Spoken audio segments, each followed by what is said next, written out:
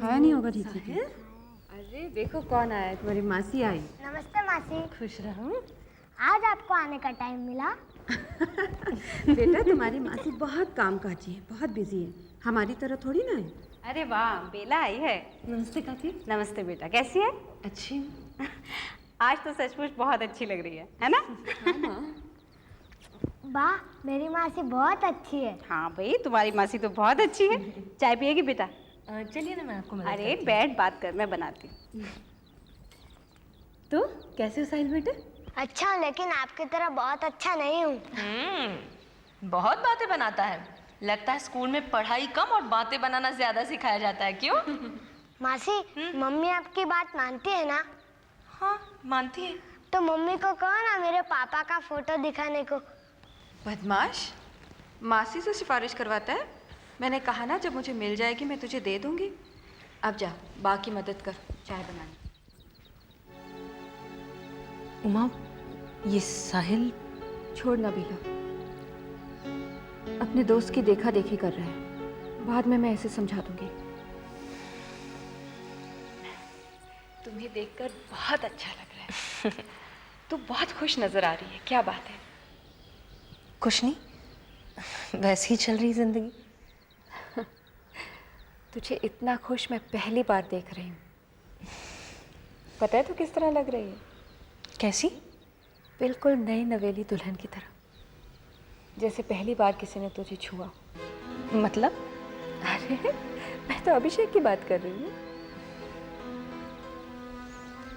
बस वैसा ही समझ लो। चलिए मम्मी, मासी, गर्मा गर्म चाय आपके लिए। हाँ, वाह, साहिल ने चाय बनाई। और क्या, साहिल ही तो बना रहा था, मैं तो खड़ी देख रही थी बस। लो भाई, ये रही साहिल की बनी चाय। नमस्ते। अरे अरे शैलेश बेटा, मैंने देखा ही नहीं, कब आए तुम? आओ बैठो बैठो। शैलेश, चाय पियोगे बेटा? जी हाँ। मैं भी बना कर लाती हूँ। नहीं, आप बनाएंगे क्यों? मैं थोड़ी सी इसमें से पी लेता हूँ। ये लीजिए। नहीं, आप पीजिए ना। ले लीजिए। शैलेश जी, ये मेरी बहन है बेला।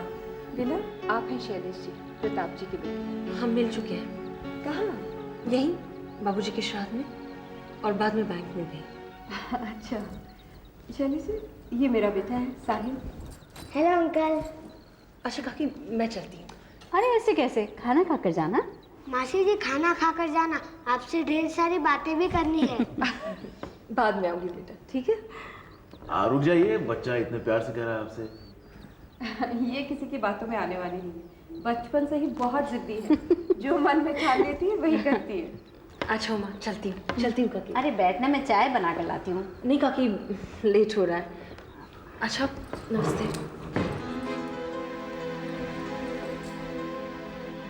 शैलेश बेटा, तुम खाना खाकर जरूर जाओ। नहीं, एक्चुअली कुछ इधर उधर की बात मत करो। वहाँ कौन बैठा है खाना बनाने के लिए? No one. खा लीजिए ना, बाबूजी से भी मुलाकात हो जाएगी। हाँ, मैं बना रही हूँ, जाना नहीं। बेटा यहाँ आके बैठो।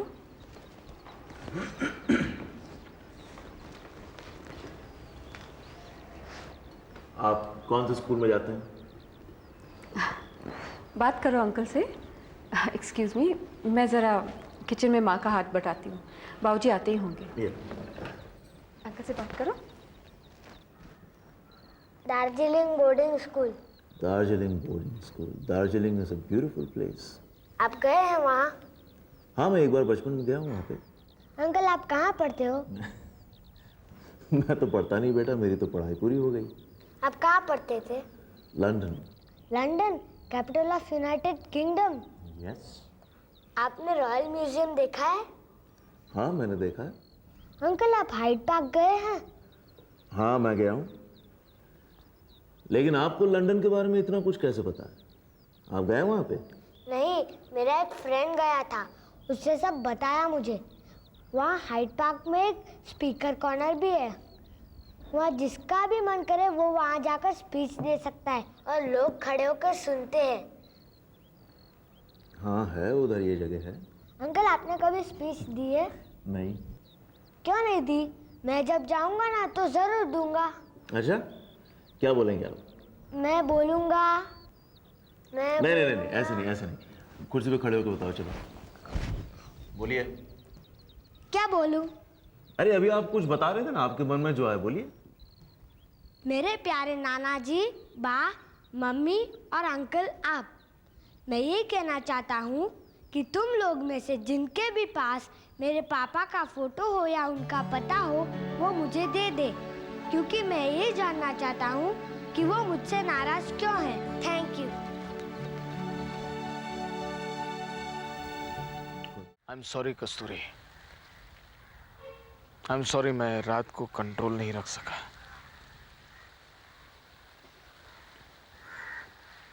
एक तरफ ममा के चले जाने का दुख और दूसरी तरफ केशव का ना लौट पाना। आखिर मैं भी एक इंसान ही हूं।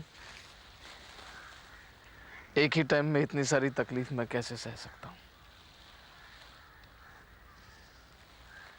खैर, ममा को रोकना तो हमारे हाथ में नहीं था, ये सब गॉड का गेम है। पर न जाने क्यों मुझे बार बार ऐसा लग रहा है कि अगर मैं चाहता तो केशव इतनी दूर नहीं जा सकता था जहां से वो वापस न लौट सके।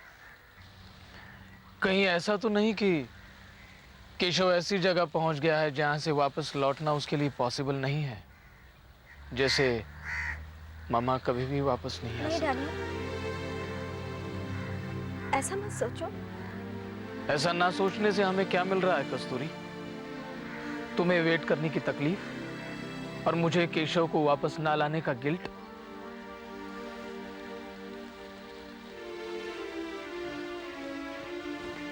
इस रोज रोज की टेंशन से छुटकारा पाने के लिए हमें यह मानना बहुत जरूरी है कि केशव अब इस दुनिया में नहीं है। कैसे मान ले? जैसे भी हो, पर यह मानना बहुत जरूरी है कस्तूरी, क्योंकि ऐसा ना मानने की वजह से सागर हम दोनों के टेंशन के बीच पिस रहा है। ये उसकी किस्मत है। अगर तुम्हारी तरह मेरी मामा भी सोचती ना बाबा के जाने के बाद, तो क्या मैं बंबई जा पाता? हाँ, ये बात अलग है कि मुझे वहां से वापस लौटना पड़ा, ये मेरा बैड लक है। लेकिन उसके लिए मुझे मामा से कोई शिकायत नहीं है। और अगर सागर को हम उसके लक के सहारे अभी से छोड़ दें, तो आगे चलकर वो उसकी सिचुएशन के लिए हम लोगों को ही जिम्मेदार ठहराएगा। कस्तूरी, हम सागर को जितना दे सके दें, लेकिन ये तब पॉसिबल हो सकता है जब हम अपने आप को उसे कुछ देने के काबिल बनाएं। हम तो खुद ही पास्ट में फंसे हुए हैं।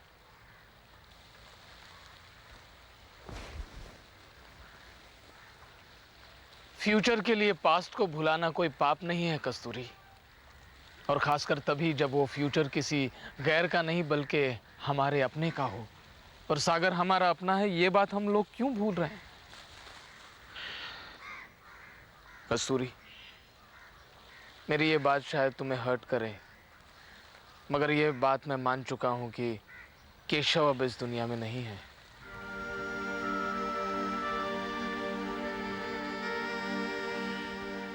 डैनियल, कभी कभी हम जो सोचते हैं वो सच हो जाता है। हाँ, और अगर ऐसा ही है तो आज के बाद मैं सिर्फ सागर के अच्छे फ्यूचर के बारे में ही सोचूंगा। किसी से कम नहीं होना चाहिए हमारे सागर को। आज तो आपके पास कहने को बहुत कुछ होगा। आज आपने बुलाया है।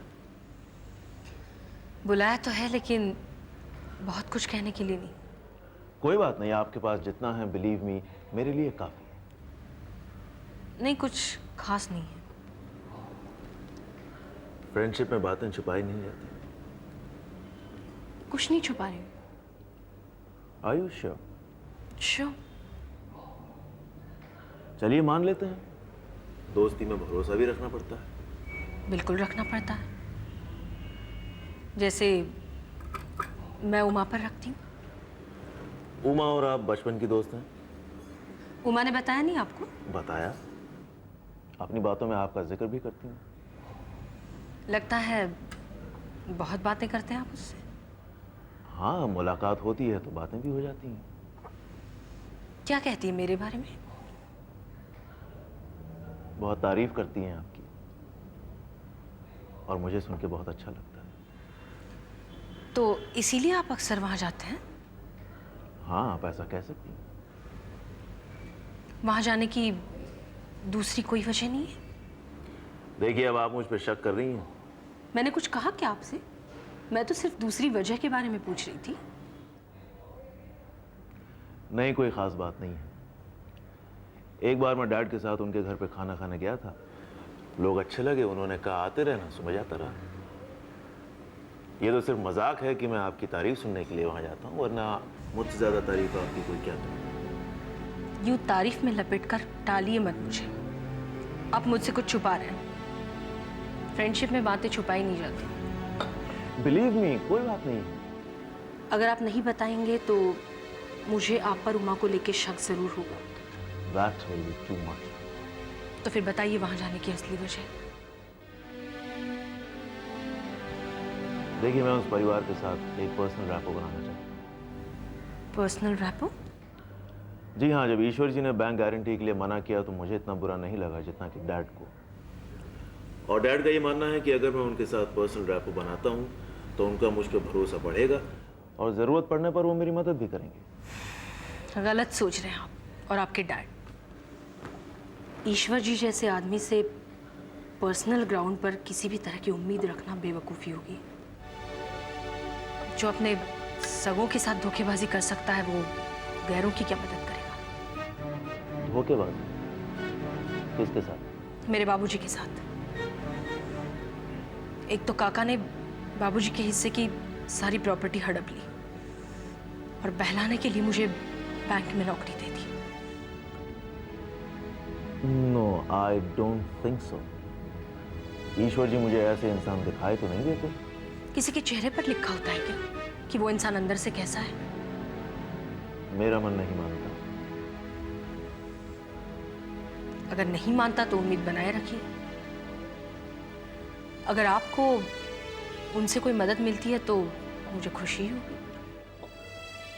तब तो ये खुशी मैं आपको दे के रहूंगा। Have faith in me. Good luck. Hey, good morning. Good morning uncle. आइए, आज आपको मुझे ऑक्सफोर्ड यूनिवर्सिटी के बारे में बताना है। अरे बाबा रे, ऑक्सफोर्ड के बारे में मुझे बताओगे? ठीक है, पहले ये देखो। ये क्या है? ये मैं तुम्हारे लिए किताब लेके आया हूँ। तुम मुझसे पूछ रहे थे ना रॉयल म्यूजियम के बारे में। देखो, मैं तुमको रॉयल म्यूजियम दिखाता हूँ। कैसी किताबें? नमस्ते। नहीं, ये जनरल नॉलेज पे किताबें हैं। इनके बहुत सारे सवालों के जवाब मैं अब तक दे नहीं पाया हूँ और ये कल जा रहे हैं, तो मेरी जगह किताबें इनको जवाब देंगी। बहुत अच्छी बात है। आप बैठिए, मैं चाय लेके आती हूँ। आओ। देखो, इसमें ना रॉयल म्यूजियम का जो फोटोग्राफ है वो मैं तुमको दिखाता हूँ। ये। अरे शैलेश, तुम कब आए बेटा? नमस्ते। बस अभी। बहुत अच्छे समय पर आए। लो, भगवान का आशीर्वाद। मेरे लिए तो आप बड़ों का आशीर्वाद ही काफ़ी है। भगवान का आशीर्वाद सबसे बड़ा होता है बेटा। माँ, मेरा प्रसाद। अरे वाह, मैं अपने बेटे को कैसे भूलूंगी। ये रहा आपका प्रसाद। अरे मेरा बेटा। माँ कहाँ है तेरी? वो अंकल के लिए चाय बनाने गई है। ओह, माँ देखो, अंकल हमारे लिए बुक्स लाए हैं। अरे इतनी सुंदर किताबें। ये अंकल तो बहुत प्यार करते हैं आपसे। मैं भी अंकल को बहुत प्यार करता हूँ। इसीलिए तुम अंकल को चाय बना के नहीं देते। वो तो तुम्हारी ड्यूटी है। और तुम्हारी ड्यूटी क्या है? ये ले प्रसाद। बैठो। माँ, चाय पी लो। तुम लोग बैठो, आती हूँ मैं। देखो, क्या था? रॉयल म्यूजियम का फोटोग्राफ। ये रहा, देखो। अंकल, मुझे पढ़ने से ज्यादा आपसे सुनना बहुत अच्छा लगता है। अच्छा, मैं तुम्हारे टीचर से अच्छा बोलता हूँ? हाँ, उनसे भी अच्छा। ये बात है। फिर तो तुम मुझे टीचर की नौकरी दिला सकते हो अपने स्कूल में। मैं यहाँ वैसे भी बेकार बैठा हूँ। ये लीजिए आपकी चाय।